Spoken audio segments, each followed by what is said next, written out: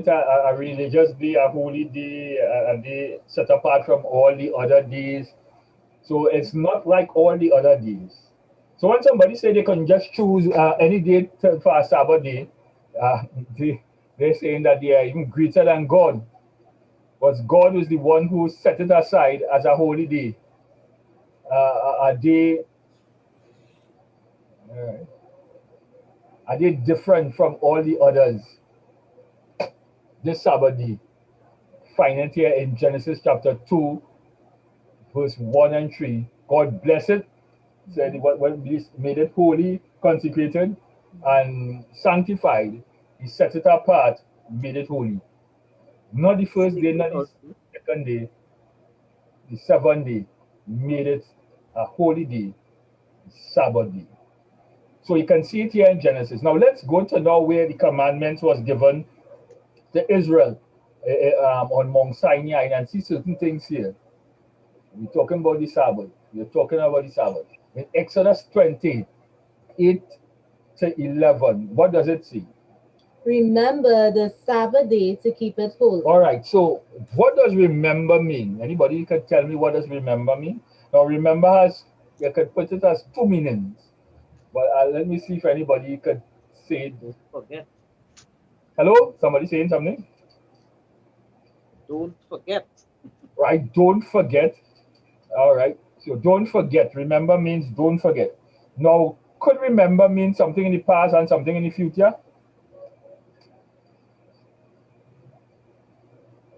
Well, let me see if I can explain myself a little more. Um, if I tell you to remember to buy that thing for me, I mean that I have. It means that I have told you before to buy something for me, and I just reminding you to buy it, right? And it also means that as you go along now to do whatever you have to do, you have to keep it in your mind. Remember it. And this is what remember here suggests. Remember here suggests that God told them before, and He's telling them not to forget. So He's telling them, remember the Sabbath day to keep it holy. Unlike any other day, He said, remember the Sabbath day to keep it holy. And then after He went on to specify, 6 days shalt thou labor and do all thy work, but the 7th day is the Sabbath of the Lord thy God. In it thou shalt not do any work, thou, nor thy son, nor thy daughter, thy manservant, nor thy maidservant, nor thy cattle, nor thy stranger that is within thy gates. all right, so God specify now that 6 days what you're supposed to do is supposed to labor and do all your work. Now, as one person say, they keep they have a Sabbath, they could have a Sabbath any day, and they worship any day, and they keep holy any day. No, that is if you want to say that you worship every day, you could worship every day, but not every day you could have as a Sabbath. Why? Because you have to have 6 days working, and if you have a Sabbath every day, meaning that you're not working at all, and that is what we call what? Blackness. Or anybody want to say? All right, that's my wife saying here, laziness. That we call laziness. You're, Blackness. you're supposed to work. Hello, somebody saying something else? Sorry, I just said slackness. Slackness, right there. That's just a nice way to say laziness. All right, so you're supposed to work. So you can't just say, all right, so I have every day as my Sabbath, or every day I will worship. God specify a particular day. So the other 6 days, He's expecting us to labor and do all our work. And then after, in this verse here, it says, For in 6 days, wait, let's pause now. For in 6 days. Now, what does four mean? What does four mean? I know Miss Marlene will know this by heart because Miss Marlene went through this. Uh, so she will know this by heart. So, Miss Marlene, you don't have to say anything. Uh, Wherefore, what does four mean? When you're therefore, oh, therefore, amen. Therefore,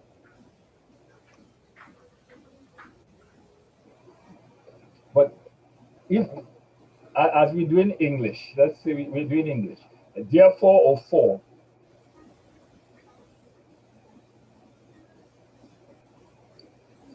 It suggests what? What does it suggest? An instruction All right, an instruction. It is an instruction. or going forward.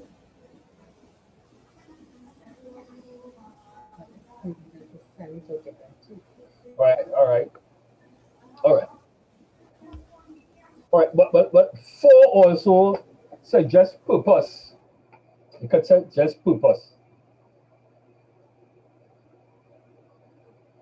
Because if you tell somebody for, that means you have to be telling them something before. Right? So yes, I agree with that. That's why I Yeah. said going forward. So I said Exodus. So going forward, Yeah. So you're going forward. So I've told you something before, and I've given you now like a reason or a purpose for what I told you.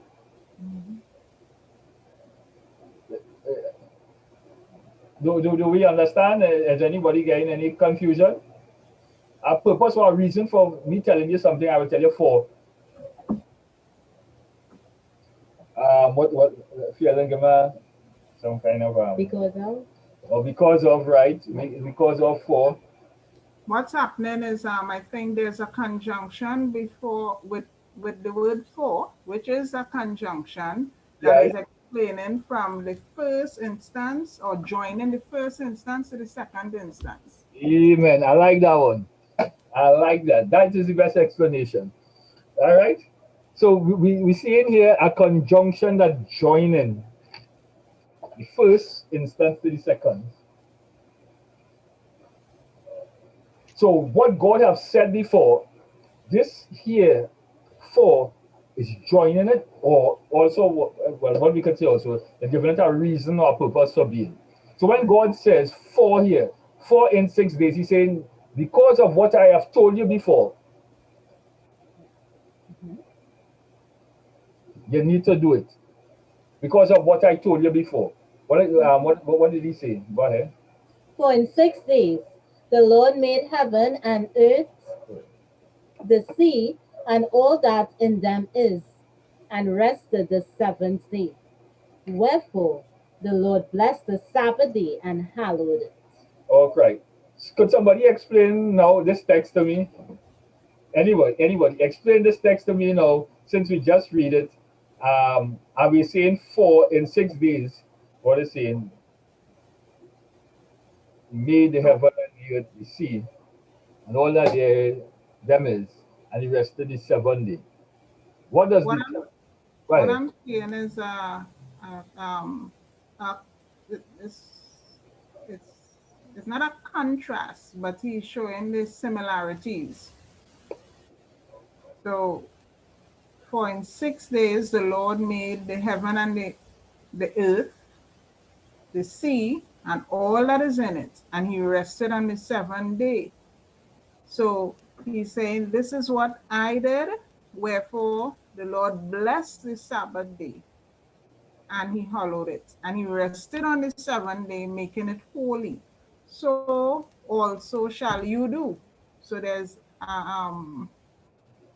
is it a similarities he's pointing out? All right. Yeah, exactly. So he's saying because of what he did it, and so we ought to do it also. And where we see and where do we see the Lord resting on the seventh day after He made everything, the heavens, the sea, and all of this? Where do we see that? And where do we see He blessed it and He make it hallowed? Is according to what we just read here in Genesis, when He said after He made everything, He made the seventh day and He blessed it and sanctified it. And the only two people who was alive when God blessed and sanctified it was set it aside as a holy day, as Miss Marlene was saying, sanctified, set aside as a holy day or a holy thing. The only two people who was alive when God did this to the seventh day was Adam and Eve. And in Exodus, he's saying the reason why we ought to do it is because he did it. And we ought to do it here. And he's saying we ought to do it. Mhm. So he is actually saying, I have set this pattern since creation time. I have set this pattern of having the 7th day as a holy day, a day consecrated to me, to worship me. I set aside it since the creation, and I expect you to continue doing it, just like how I did it. So he expects us to work 6 days and rest the seventh. Work 6 days, rest the seventh, just like how we did it. He started it off here in Genesis. And the only two people was alive was Adam and Eve. Now, was there anything like sin there when God did it in Genesis chapter 2? Anybody? This is when creation was going on. Was there anything like sin? Yes. Baba, who said yes here?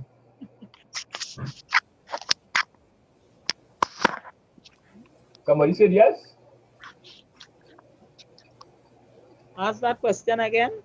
Was there anything like sin When? when God made the 7th day as a day of rest? In Genesis here. No. All right. No, there was nothing like sin. But, well, you could say there was sin, but it wasn't on earth. But it wasn't on earth. Yeah, Satan had already sinned, but Yes. it wasn't on earth. Mankind, they didn't fall yet. We didn't fall yet. No. God has now created mankind, and He gives them It's this perfect. 7th day as a Sabbath, a day of rest. As we said, Sabbath means rest. A day of rest and a day to worship and worship Him, sanctify Him. So there wasn't nothing like sin. Was there anything like a Jew when God gave it here in Genesis? No. No. So we're not seeing anything like a Jew when God gave it in Genesis here. Nor do we see anything like like sin. So those 2 points can't fit in when you're dealing with the Sabbath. The Sabbath wasn't given because of anything like sin, and it wasn't given because of it wasn't given to anything like a Jew. It was given to mankind. If you notice here, our great forefathers, Adam and Eve, was the only people who was there, and it was a blessed day. It was a blessed day.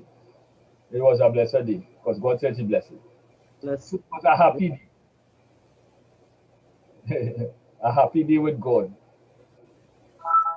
Now, before we get into this portion here, according to the Bible, does the Sabbath, according to the Bible, when according to the Bible does the Sabbath begin? Before we get into that, let me tell you how I just think about the Sabbath when we come to the Sabbath. The Sabbath is actually, I see it as God putting it aside as an anniversary day for His creature beings. An anniversary day. He set aside one day as a day where He and His creation, who is part of this earth, can spend a whole day just fellowshipping and enjoying each other's company and learning from, well, we are learning from God and just being with Him. A whole day He set aside for that. Because there is no other purpose God has for putting a Sabbath than a day for Him and His creation to enjoy. Adam and Eve. Because we talk about it consecrated and all kind of things. So it is like an anniversary day. An anniversary, an anniversary is something you look forward to. And when it's coming up, you prepare everything that you need to prepare before. Like when we have our anniversary, right? We decide that if we're going out and eat, we're going out and eat. If we are going to some place, also if we bring in food, like we have to do this year, we brought in food because we couldn't go out to no restaurant. So we brought in food, and you plan all of that before the day or the moment that you're having it. You don't want anybody to come and disturb you, to tell you anything about any work that they want you to do, anything like that. Um, all all that you have, you're telling people when people call you, I say sorry, or you might even take the phone call, because that day is a special day for you and your partner to enjoy. You don't want anything to disturb you, and you have prepared everything, your clothes and all these kinds of things before that day comes. And this is or that moment comes on the day of your anniversary. And this is what God has set aside, a day where He wants us to have prepare everything so that at that moment we can just enjoy it with Him. We can just enjoy it with Him. And so God set aside the seventh day for that. And so according to the Bible, does this when according to the Bible does the Sabbath begin? And the evening and the morning were the first day, and the evening and the morning were the second day. Exodus, actually, Genesis chapter 1, verses 5, 8, 13, 19, 23, and 31. All right, so the reason why we said this here is because, as I told y'all, well, some of y'all before, God didn't have anything like a watch. When we have watches and clocks today, it was made up somewhere. I believe they got watches and clocks sometime in the Middle Ages, or sometime after the Middle Ages. But what they had, that came up from the church. The church is the one who actually organized that thing like watch and clock and these things. But God clock and watches this the sun and the moon as a day pass, as the sun sets, another day starts. That's why when in Genesis chapter 1, verse 5, you heard that and the evening and the morning were the first day. Why it start from the evening? Why it start from the evening? It's because remember when we read in Genesis chapter 1, in Genesis chapter 1, verse 2, it says, and the earth was without form and void, and darkness was in the face of the deep. So when God started creation, there was just darkness. Creation started off with darkness, and God said, let there be light. And then after He said the evening and the morning were the first day. The evening, according to the Bible, the evening is the dark time. The morning is the time when we have light. The evening is the dark time, the morning is when we have light. So the day started off in darkness and it ended off with light. When God said, let there be light. So then the next day started off in darkness and it ended off again in light.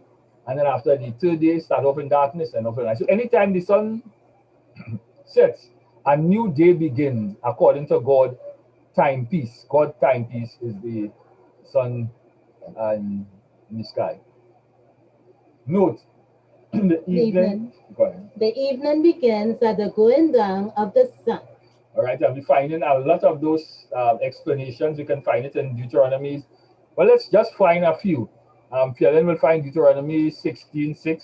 Somebody can find Deuteronomy 23:1, 23:11, and somebody can find Second Chronicles 18:34. You can miss out Mark and First Kings. So let's find it and we can read it. Well, I will find First Kings.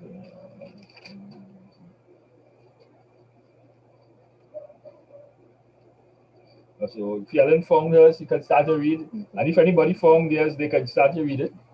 If anybody find theirs.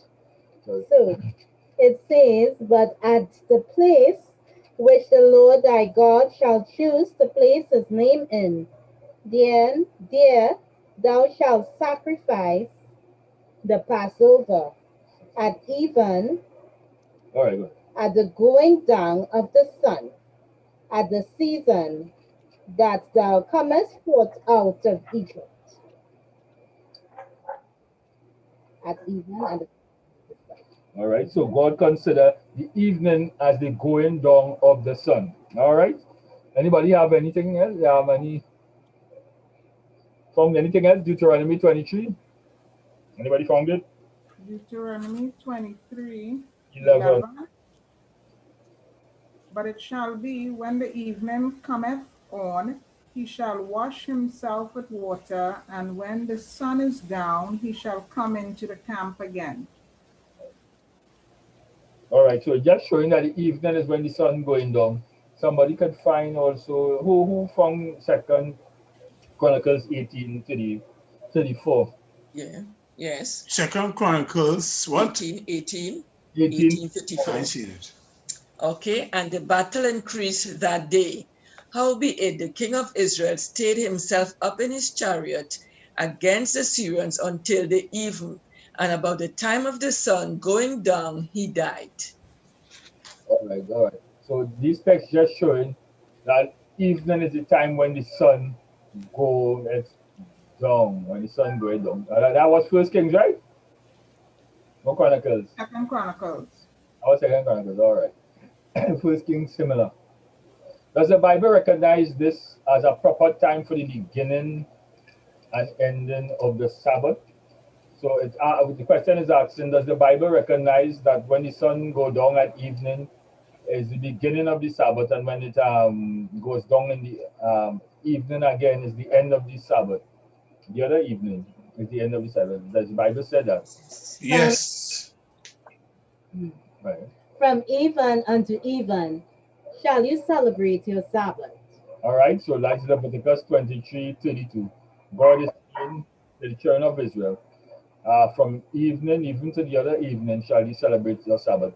Obviously, that's one day. When it's sunset, one evening until the sunset the other evening. So it's Friday evening sunset until Saturday evening sunset, the time when God says the Sabbath begins and ends. How did the Israelites in the wilderness on the sixth day prepare for the Sabbath? And it came to pass that on the sixth day they gathered twice as much bread, 2 omers for one man. Okay. Now this is an important text. What this text is talking about here is that this was before God gave them the Ten Commandments on two tables of stone. Before He gave them on two tables of stone, God told them about the Sabbath already. How did He tell them about it? Well, he retrained them about the Sabbath in a sense also too. How did He do that? God rained manna from heaven every day for the six days. God rained manna except for the Sabbath. The Sabbath was the only day that manna wasn't rained from heaven, read from heaven. The only day that that didn't come was the seventh day, the Sabbath day. So the Israelites, before they were given the law on the Ten Commandments on stone, God retrained them because actually He needed to retrain them because they had lost understanding of all God's laws and these things. That's why God had to retrain them when they were captive in Egypt.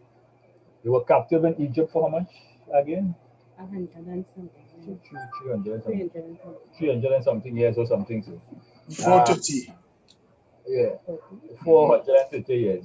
All right, so they were captive in Egypt, and so God had to retrain them because their great great grandparents were had already died, and most of them couldn't remember a lot of what God told them. So God retrained them and teach them back His laws. And in this Sabbath day preparation, God had to train them. And what He did is He rained manna on earth for six days, but not only 7 days. But what was going on with the manna, if you read it for yourself in Genesis chapter 15 and 16 and these things, what was going on is that every day the Israelites they only could pick up enough for that day. So if you're going out to pick up manna, for every morning, everybody used to go and pick up the manna. So they're picking up their food for the day every morning. Um, as the sun now coming up, they will go out and pick up the manna. Um, and they pick up only enough for that day. Matter of fact, if they pick up more than they could eat for a day, by the next day it will be stinking. And so it will turn to worms and get sour and all of these things. So they could it's spoiled. Yeah, so they only could have pick up enough for one day, except for the sixth day. The sixth day they could have picked up twice as much.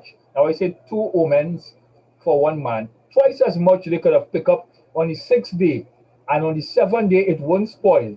Why? Because God preserved it. That 6th day portion got preserved, and so they. But it had some people who was rebellious, and they went out and on the 7th day and they found no manna, and all of these things.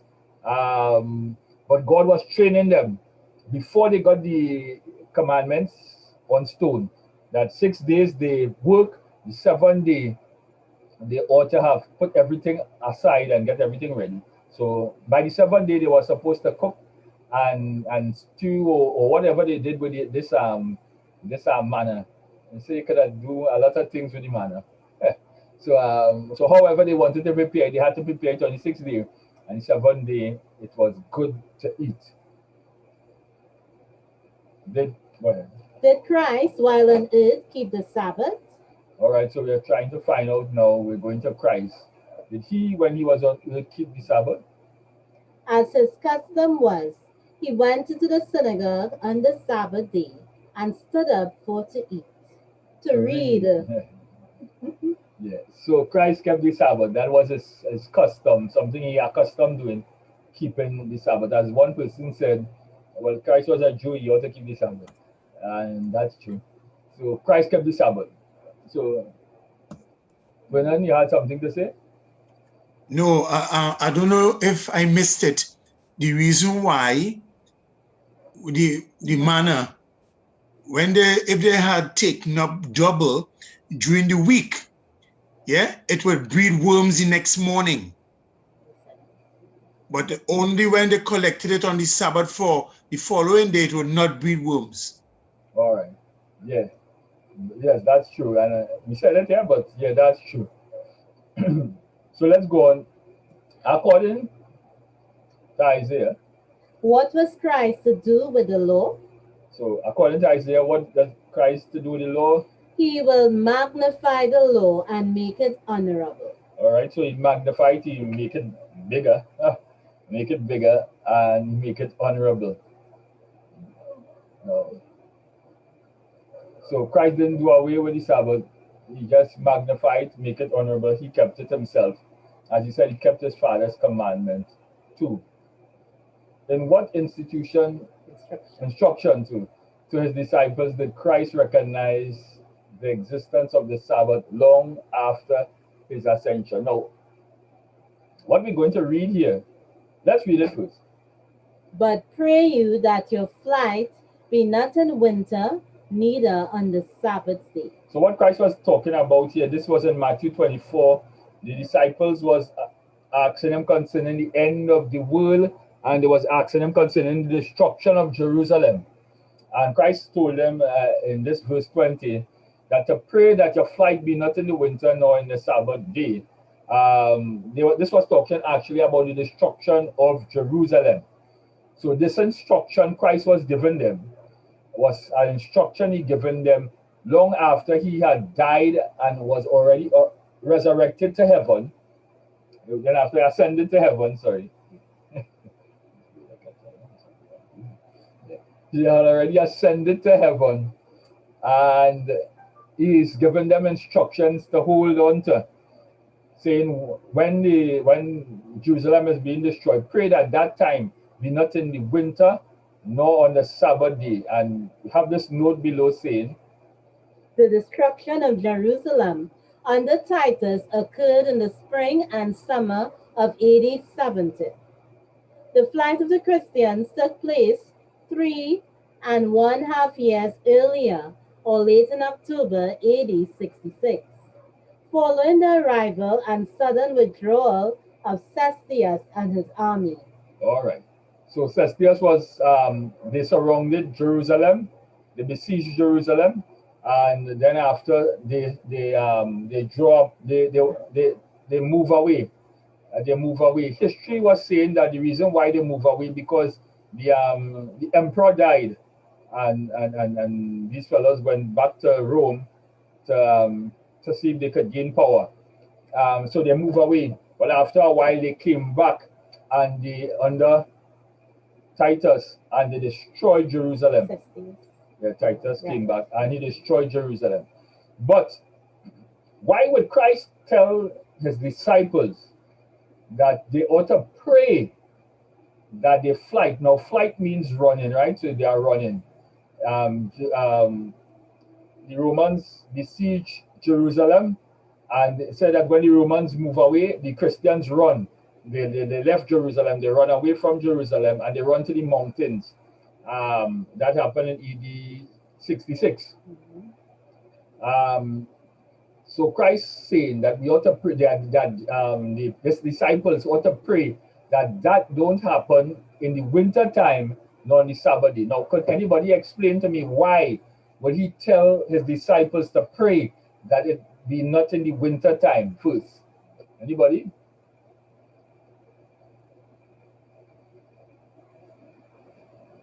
Why will Christ tell his disciples to pray that it would not be on the winter time? In the winter time.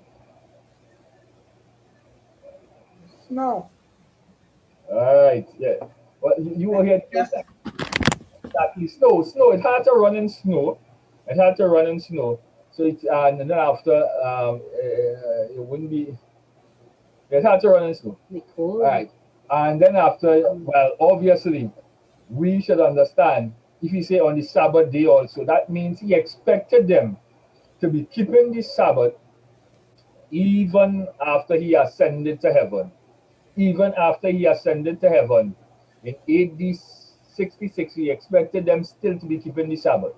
So he said, pray that it don't happen on the Sabbath day also, because if you have to be running on the Sabbath, they'll have to be, to run away from Jerusalem. They'll have to pack up their things and get things in order and run. And by that time, you wouldn't be able to be worshiping God. You'll be, it wouldn't be a Sabbath day of rest. To acknowledge the Hello? Sabbath. They Hello? won't be able to observe the Sabbath. Yeah, you wouldn't be able to observe it and enjoy it.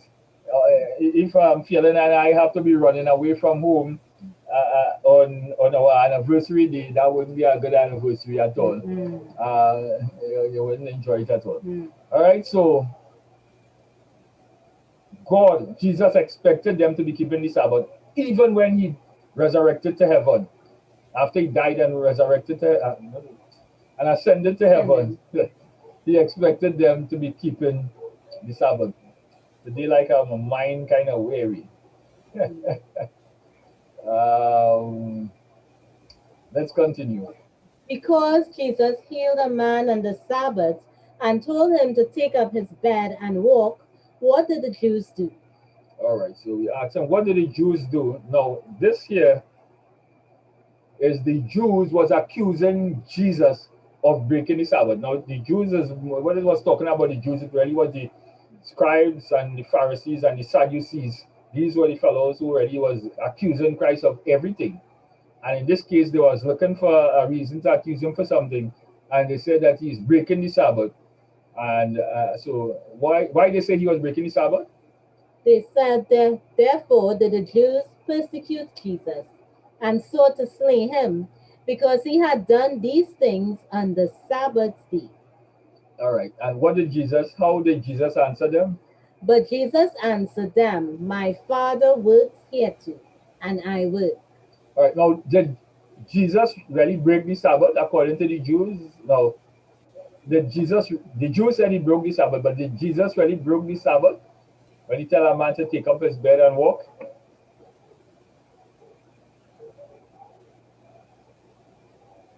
Anyone? No. Why he told this guy to take up his bed and walk? Because this guy was sick. Yeah, so he did a miracle. Yeah, he healed him and he told him take up the bed and walk, man. Was that breaking the Sabbath? So they considered healing on the Sabbath breaking the Sabbath. Yeah. But the Sabbath was made for our good and happiness. And when we say it's a happy day, a day consecrated to God, if God heal you on the Sabbath, and you pick up your bed and walk and start to celebrate, you're breaking the Sabbath. And the Bible says do good on the Sabbath. And it was good to do good on the Sabbath. And the man was rejoicing, and God told him to pick up the bed and walk on the Sabbath after he has been healed. That is not breaking the Sabbath. That is enjoying the Sabbath. Yeah, and then too, I think what the historian said, bed pertaining to a whole set of rags that you would lie on by each side of the road. So Christ is not encouraging him to leave what we say garbage there. That's what you're lying on every day. You just take it up. Yeah, amen, amen. So it wasn't a springside, whatever. No. Right. The scribes and Pharisees were just looking for a way to accuse Christ, and Yeah. the matter of fact, the scribes and the Pharisees was so not hypocritical. They became very, To the letter. yeah, not to the letter. They became mine. Okay. Vernon, you have to help me out here, your wife. They became bigoted, and they became also what we call people who Legalistic. legalistic here, and people who is extremists. What do you just call them again? Mine just called. Fanatic, Hello? not fanatics. Fanatic, yeah, that's the word. Thank you very much, Sister Maba. So they got the Jews, the scribes and the Pharisees were very fanatical. They was So holier than thou. yeah, they were holier than thou. They took most things to extremes. Yes. You couldn't walk a certain distance on the Sabbath. Yeah, if your cow or your sheep fall in a hole, you could take it out of the hole. But if your neighbor house on fire or your neighbor sick, you have to leave them by the side of the road or leave them to die. Um, you couldn't carry certain things. You could have to weigh how much you could carry. There's a whole pile of different laws they put to hand out on the Sabbath that made the Sabbath a burden and was no longer a delight. They add on things. They were very fanatical, very fanatical. And when Jesus came, that's not what God reason for giving the Sabbath at all. And Jesus just lived up to what the real purpose for giving the Sabbath. That's why he said, but Jesus answered them, my Father worketh hitherto, and I Work. work. God never stopped working on the Sabbath. God So, continued. so in other words, it's telling us that God does His good work, so He blesses us continually. Continually God blessing us. If God stopped working, then everybody dead. God sustains everything. So if God stopped doing what He's doing, then there's no hope for nobody, No life. no life for anybody in the universe. Even Satan himself will go through. Because God sustains or even him. Life comes from God. So it is good to do good on the Sabbath, and Jesus said that. So let's continue.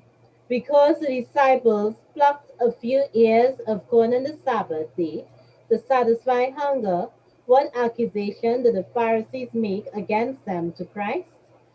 And the Pharisees said unto him, Behold, why do they on the Sabbath day that which is not lawful? Anybody seen anything unlawful with his disciples plucking out a few corn and eating it? No. If I come by Miss Marlene and she has a mango tree and I pick one of her mango and eat it, will I be breaking the Sabbath? Starch mango. No, you would not. Especially starch mango. That's feeling. All right. All right. That's what. You see, if I come by Miss Marlene on the Sabbath day and she has a mango tree and I decide, listen, here to raid a whole tree, I'm breaking the Sabbath day. If I decide to come to pick mangoes to sell on the Sabbath day from her tree, I'm breaking the Sabbath. It wasn't no work the disciples was doing. They was walking through the cornfield. They were hungry. They could have picked some corns and rub it in your hand and these things and eat it. They wasn't breaking no Sabbath. But the scribes and the Pharisees were looking for a reason to accuse Christ. So they told Christ that the disciples doing something illegal. And this is what people just see and say that Christ condemned the Sabbath. But Christ never condemned the Sabbath here in no way. Christ was actually showing people how to keep the Sabbath. It's supposed to be a day of joy. Vernon, you have something to say? Yeah. Also, too, in those days, when they reap, they would leave some of the crops for the poor. So if they pass, they would be allowed to take what was left from the farmers, yeah?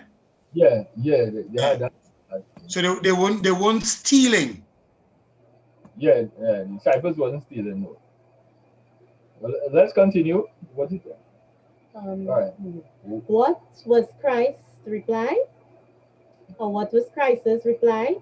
And he said unto them, have you never read what David did when he had need, and he was an hungered, and he was an hungered, he and they that were with him, how he went into the house of the Lord in the days of Abiathar the high priest, and did eat the showbread, which is not lawful to eat but for priests, and gave also to them which were with him. And he said unto them, the Sabbath was made for man, and not man for the Sabbath. Yeah, exactly. The Sabbath was made for man, and not man for the Sabbath. Meaning, anybody want to explain? Meaning that the Sabbath ought not to be a burden. A blessing. It is supposed to be a blessing, not a burden. It's for our good, for our benefit. Yeah, it was for our good and our benefit. Communion with God and having a day with Him is a blessing, and it's a benefit. A day that you should enjoy, and not to be frustrated that you had to keep the Sabbath. Then after, if you're frustrated that you had to keep the Sabbath, you're really not keeping the Sabbath because you're not receiving any rest. Anybody else? Any questions so far? Could we continue? All right, so we're continuing. On what day did Paul and Barnabas preach at Antioch? All right, so this year we're going into when Christ has ascended, and Paul, you remember Paul came in long after Christ died and was ascended and everything, and Paul was there when they killed the first Christian, the first, the first Christian, when they killed the first Christian, that was the first deacon. Boy, I'm going. Yeah, Paul was there, and he was holding the coats. All right. So Paul was there. So Paul came in long after. But here what the Bible says, on what day did Paul and Barnabas preach at Antioch? Go ahead. And they came to Antioch in Pisidia and went into the synagogue on the Sabbath day. All right, so they preached on the Sabbath day. Then after it said, oh, yeah. So this year, so Paul, and if we read it from Acts chapter 13 there, Acts chapter 13. Notice what it says here after. When did the Gentiles request that Paul should repeat the sermon he had preached at Antioch on the Sabbath? Go ahead. Right. And when the Jews were gone out of the synagogue, the Gentiles besought that these words might be preached to them the next Sabbath. All right, so what's going on here? What was going on here? Paul and Barnabas went into a place in Antioch and they preached a Sabbath. And well, plenty people was in the church and all of these things. Right, yes, Stephen was the first martyr. Yeah, thank you, Phelan. Yeah, so they preached a Sabbath. And then after the Gentiles, maybe they couldn't go into the church, or maybe it was full or whatever. But the Gentiles, after Paul and Barnabas preached, the Gentiles came and asked Paul and Barnabas that if they could preach to them these same words the following Sabbath. Now, this text proves that Paul and Barnabas, these disciples, way after Christ died and was ascended and all these things, were keeping the Sabbath. And the Gentiles also. Gentiles are people who are not Jews. I heard a man say that, well, all Jews continue to keep the Sabbath, but the Gentiles never used to keep the Sabbath. But this text here showing that the Gentiles, that people who are not Jews, were keeping the Sabbath also. They asked Paul and Barnabas to preach to them if the Gentiles could have worshipped any other day, if it was just any other day, if Sunday was the day that they were all worshiping, all Paul had to say is, all right, well, we don't have to wait until next week's Sabbath. We could have it tomorrow, because tomorrow will be Sunday, and that's the day that as some people say, the Christians used to worship. But you're not seeing that Paul and Barnabas agreed with meeting the Gentiles the following Sabbath. So they were not keeping nothing like no first day of the week. The Gentiles came and asked them for them to preach these same words the next Sabbath, not the Sunday. They didn't say, all right, tomorrow we can meet, and that will be on the first day of the week, the Sunday. No, they met the other Sabbath. And if somebody will dare to say that, all right, but that means the Sabbath they were talking about is the Sunday. Then after they were saying that the Jews were worshiping God on Sunday, and that was a no from no Jew will worship God on a Sunday. Sabbath starts Friday evening sunset and then Saturday evening sunset. So this is a clear proof that there's nothing like a Sunday worship here in the book of Acts.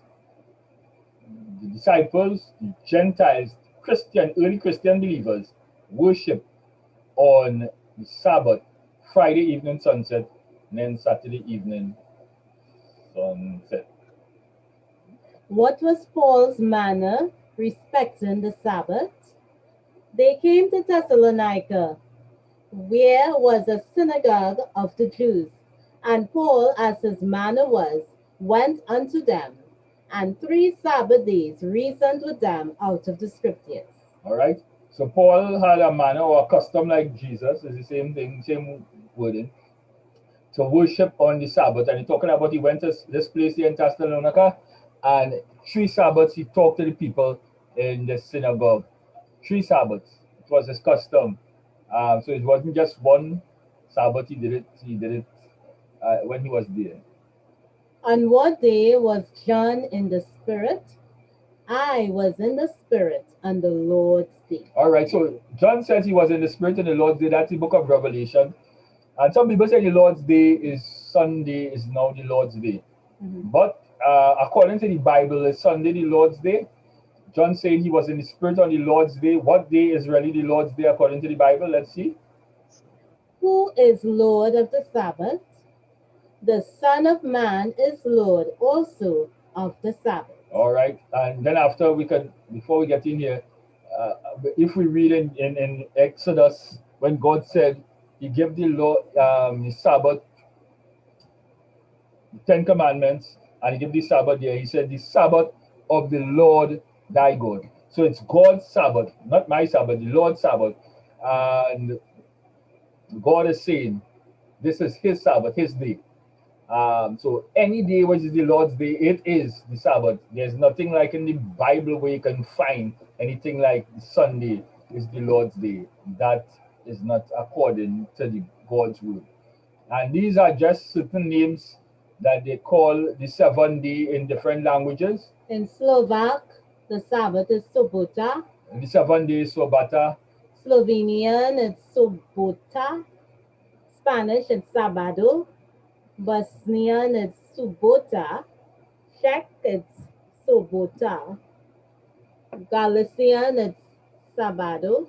All right. So what it's saying here is that in a lot of languages, the 7th day, the name for the 7th day is Sabbath or Sabbato or something like that. So it's the name of the day is that day. Well, we call it Saturday because of the worship of Saturn, but it is the 7th day, which is called Sabbath. According to even some of these languages, they named it after that Sabbath, the 7th day of the Sabbath. Right. Let's see. We don't want to go too long. All right. So we'll have about 2 to 3 more slides and then we'll end off.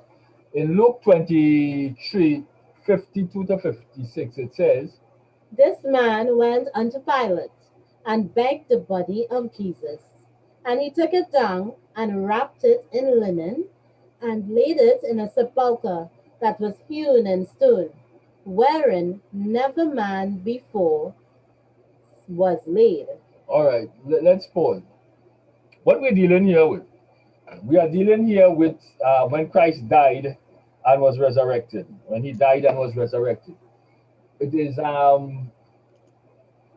what we are seeking to understand here is that the Bible,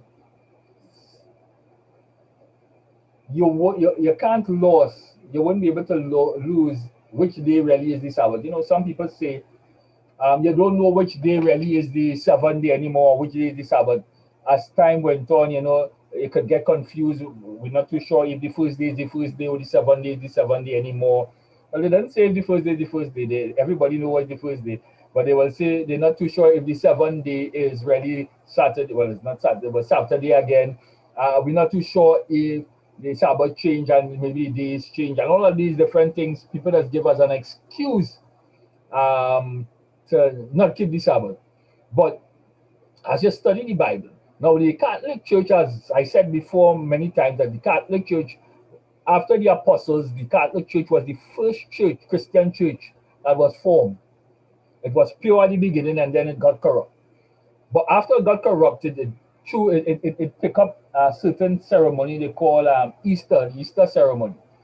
But they say they are worshiping God on Easter, and but they're saying they're worshiping Christ's death, burial, and resurrection. Christ's death, burial, and resurrection on the Easter day, on the Easter celebration. But what we call it Good Friday. According to the Catholic Church, it's Good Friday. It's when Christ was in the tomb, they call it Glorious Saturday, and then they call it Easter Sunday. Now, according to the Bible, what day it is called here, if we read it here, the portion in yellow say, and that day was the preparation day, and the Sabbath drew on. What it's talking about when Christ died and he was on the cross, he died with what the Bible called the preparation day. It was the preparation day, the day before the Sabbath. What the church they call it Good Friday. Good Friday. Thank you. Yes, thank you. They call it Good Friday. The Sabbath they call Glorious Saturday. Then after we read, and the woman also, And the woman also, which came with him from Galilee, followed after, and beheld the sepulchre, and how his body was laid. And they returned and prepared spices and ointments, and rested the Sabbath day according to the commandment. all right, so according to the Bible, Christ died on the preparation day, that's the day before the Sabbath. They were preparing for the Sabbath. He rested in the tomb on the Sabbath day. And then after, when we go over to the other verse here in the other chapter 21, chapter 24, 1, it says, Now upon the first day of the week, very early in the morning, they came unto the sepulchre, bringing the spices which they had prepared, and certain others with them. all right, so you notice here, the woman came back on the first day of the week to anoint his body again, but he had already risen. They came back on the first day of the week. We call that Easter Sunday. Now, there is no doubt now for us to know which day really is the Sabbath. Because if we call Good Friday, which is the preparation day, the day that Christ died on the cross, call it Good Friday. And the first day of the week, which we call Easter Sunday, it should call Easter Sunday. The day between Good Friday and Easter Sunday is what the Bible calls the Sabbath. The day between Good Friday and Easter Sunday, we call it Saturday now. How could we say that we are not too sure which day is the Sabbath? When you look in the Bible and you look at the customs that we keep in now, yeah, it shows clearly which day really is the Sabbath. Now let's see if we could just hurry along. Christ said here that in Matthew 5, 21 1. 17 24 1. and 18. Oh, Matthew, okay. Matthew 5. Think not that I am come to destroy the law or the prophets. I am not come to destroy, but to fulfill. For verily I say unto you, till heaven and earth pass, one jot or one tittle shall in no wise pass from the law till all be fulfilled. All right. So we'll finish with this. We'll finish with this.